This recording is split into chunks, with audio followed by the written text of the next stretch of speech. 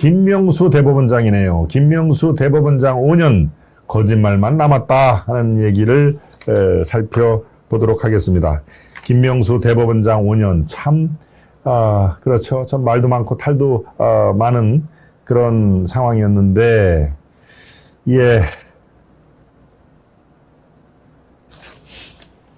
이제 김명수 대법원장의 시대도 저물고 있습니다. 예. 이제 대법원장 임기가 끝날 무렵이 됐는데 그가 남긴 5년 동안의 이 대법원 역사 이런 것들은 결코 좋은 평가를 받을 수가 없는 상황인 것이죠. 예, 모르겠습니다. 친문재인, 친민주당 쪽에 있는 분들은 김명수 대법원장이 잘했다. 아주 사법 정의를 잘 세웠다라고 얘기를 할 수가 있을지 모르겠습니다만은 글쎄요. 그런데 이른바 제대로 된 그런 건강한 상식을 갖고 있는 분들은 그렇게 표현을 할까요? 네, 저는 글쎄요. 그렇지 않다고 봅니다만은, 예, 한번 살펴보도록 하겠습니다. 김명수 대법원장 5년 거짓말만 남았다라고 하는, 예, 조선의 칼럼, 태평로 칼럼인데요. 예, 이것을 한번 살펴보도록 하겠습니다. 예, 아마 생각이 다른 분들도 없지 않아 계실 수가 있는데요. 종합적으로 한번 판단을 해 주시기를 바랍니다. 예, 칼럼은 이렇게 시작을 합니다. 다음 달 26일로 김명수 대법원장이 취임한 지 5년이 된다. 임기 6년 중 5년이 갔으니 성적표를 매길 때가 됐다. 과문한 탓인지 모르겠으나 그가 사법부를 위해 뭘 했는지 알 수가 없다. 기억나는 건 거짓말뿐이다. 그래도 혹시 모르는 일이 있을까 싶어 그의 취임사를 읽어봤더니 그 역시 결과적으로 대부분 거짓말이 됐다. 예, 대법원장의 임기는 대통령보다도 긴 6년입니다. 6년. 예, 대통령은 5년이지만 대법원장은 6년이기 때문에 앞으로 1년을 더 할 수가 있다는 얘기죠. 예, 참 길기도 깁니다. 예. 김명수 원장은 취임사에서 이렇게 얘기했습니다. 법관의 독립을 침해하려는 어떠한 시도도 온몸으로 막아내겠다고 얘기를 한 것이죠. 그러나 이후 행동은 정반대였다. 지난 정권 때 법관 탄핵을 추진하는 여당에 잘 보이려고 여당이 탄핵 대상으로 지목한 후배 판사의 사표 수리를 거부했다. 정권 눈치 보느라 사법부 독립을 스스로 짓밟은 것이다. 그래놓고 작년 2월 대법원 영의로 그런 적 없다는 거짓 답변서까지 냈던 인물이다. 법정에서 한 거짓말을 위증으로 단죄하는 판사는 이런 거짓말이 드러나면 자리를 지키기 어렵다. 그런데 대법원장이 국민 상대로 초유의 위증을 하고 아직도 버티고 있다. 지난달 보리스 존슨 영국 총리는 측근의 성비위 전력을 알면서도 주요 당직에 앉히고 언론에 몰랐다고 거짓말했다가 결국 사퇴를 발표했다. 진실을 가장 중요한 가치로 여겨야 할 사법부 수장의 거짓말이 총리의 거짓말보다 결코 가볍다고 할 수가 없을 것이다. 그런데도 버티는 건 그가 뻔뻔하거나 우리 사회가 관대하거나 둘 중 하나일 것이다. 그는 좋은 재판 실현을 최우선 가치로 삼겠다고 말했다. 하지만 그가 회장을 지낸 우리법 연구회와 국제인권법 연구회 그리고 민변이 장악한 대법원은 선거 TV 토론에서 한 거짓말은 허위사실 공표가 아니다라는 납득하기 어려운 판결로 이재명 당시 경기지사의 지사직을 유지시켰다. 여러분 기억나시죠? 선거 TV 토론에서 한 거짓말, 허위사실 공표가 아니다. 참 이게 참 무슨 궤변입니까? 예, 그럼 선거 TV 토론에서는 어떠한 거짓말도 예, 허위사실 공표가 아니라는 말하고 뭐가 다릅니까? 예, 정말 참 저는 뭐 궤변이라고 생각을 합니다. 아무리 대법원에서 나온 판결이라 하더라도 이 납득하기 어려운 판결로 이재명 당시 경기지사의 지사직을 유지시켰다. 여러분들이 기억하고 있는 그대로죠. 검찰이 항소장을 부실 기재했다는 지엽적인 이유로 불법 정치자금을 받은 은수미 성남시장에게 사실상 면죄부를 준 것도 바로 대법원이었다. 울산시장 선거 개입 사건 1심을 맡았던 우리법 출신 판사는 15개월간 본안 심리를 진행하지 않았다. 문재인 전 대통령을 비판하는 대자보를 대학 건물에 붙였다가 건조물 침입이라는 황당한 혐의로 기소된 청년에게 1심 판사는 유죄를 선고했다. 이런 걸 좋은 재판이라고 할 수는 없다. 어느 판사는 참 너무 한심해 얼굴을 들을 수가 없다까지 말을 했다. 그의 재임 5년간 전국 법원에서 2년 내에 1심 판결이 나오지 않은 장기 미제 사건이 민사소송은 3배로 형사소송은 2배로 늘었다. 그가 고법 부장판사 승진제를 폐지하고 법원장 후보 추천제를 도입하면서 판사들이 열심히 일해야 할 이유가 사라진 탓이 크다. 승진 개념을 없애고 법원장도 인기 투표로 뽑겠다는 마당에 어느 판사가 열심히 일하겠나. 판사들 워라밸, 이게 3과 1의 균형을 얘기하는 거죠. 워라밸은 좋아졌지만 재판 지연으로 국민 고통은 더 늘어났다. 신속한 재판과 공정한 재판은 헌법이 규정한 절차적 정의의 두 가지 축이다. 좋은 재판을 위한 필수 조건인데 김명수 사법부에서는 둘 다 무너져 버렸다. 그는 자신의 대법원장 취임은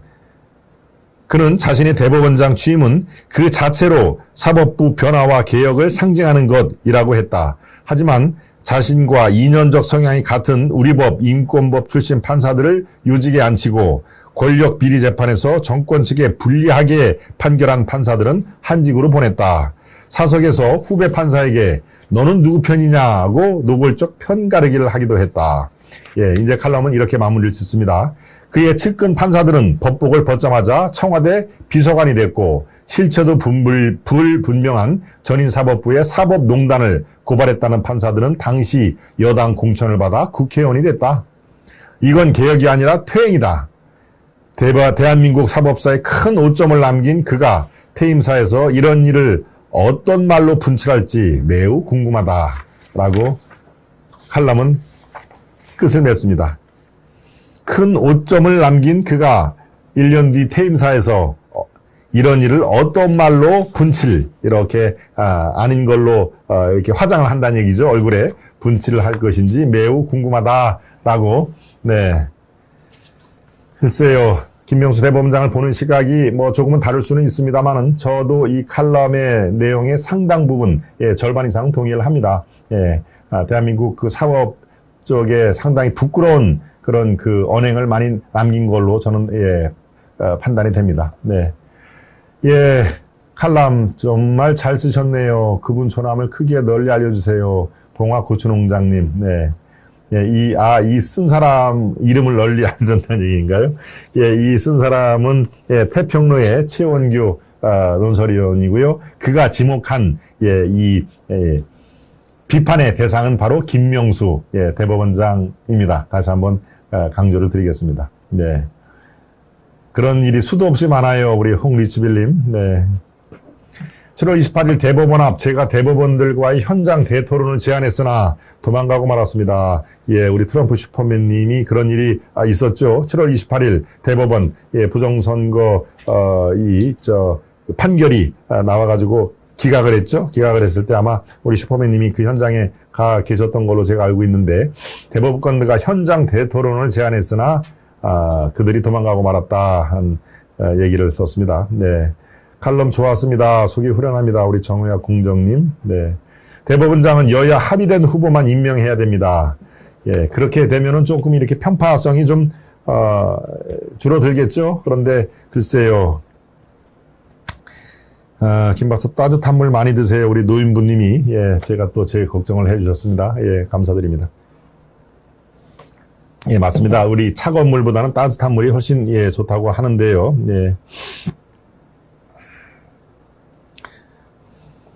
그렇군요. 봉화 고추농장님이 아까 아주 장문의 그 메시지를 올리셨군요. 천지지간 만물 중에 먹지 않고 사는 생물체는 없으련만 그 중에 사람이 먹지 않고 어찌 살리요. 그러나 우리 정치를 보면 농촌은 살릴 생각조차 없고 자기네 밥그릇 싸움이나 하니 어찌 한심하지 않으리요. 그들도 한 끼만 굶으면 배고픔을 느끼긴 마찬가지일 텐데 이번 정부는 어떻게 하면 하던 농촌을 살렸으면 좋겠습니다.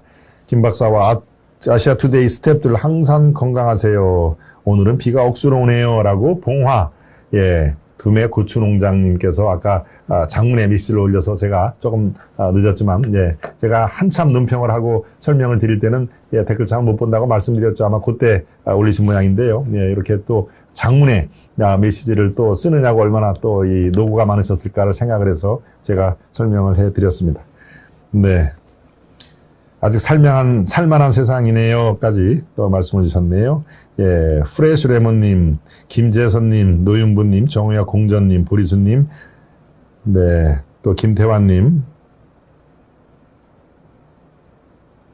네, 꾸준하게 설명을 해 주셔서 감사드립니다. 눈 깜빡 순간 황토물 아주 참 무섭디다. 그렇죠? 눈 깜빡할 사이에, 지금, 집인가 어디, 저 공장에 물이 들이찼다고 그러셨죠? 우리 김재선님. 예. 예. 김재선님이 어젠가요? 예, 보내주신 그 코프 시럽. 예, 목에 좋다고 하는 코프 시럽. 예, 제가, 오늘, 챙겨서 한번, 마셔봤습니다. 이렇게, 목에. 네. 제가 또 목에 빨리 나라고 우리 코프 시럽을 또 보내주셨습니다. 우리 김재선님이. 예, 대단히 감사하다는 말씀을, 전해드립니다. 네. 네 번째 이슈. 여기까지 마무리되고요. 예, 아까 우리 해가님, 또 김재선님, 말씀대로 우리 지금 막판에 들어오신 분, 시청자 여러분들, 좋아요 버튼을 살짝 눌러봐 주시면 좋겠습니다. 네. 여러분들이 좋아요를 많이 눌러주시면은 여러분과 함께 제가 진행하는, 우리 방송이 널리 퍼뜨릴 수 있는, 전파가 될 수 있는 그런 사다리를 타고 올라갈 수가 있죠. 예. 추천 동영상으로 올라갈 수가 있기 때문에 여러분들이 좋아요를 많이 눌러주시는 이유이기도 합니다. 네, 또 우리 구독 신청을 깜빡하신 분들, 오늘 처음 들어오신 분들, 이런 분들은 구독까지 함께 눌러주시면 적지 않은 힘이 된다는 것을 강조를 드립니다.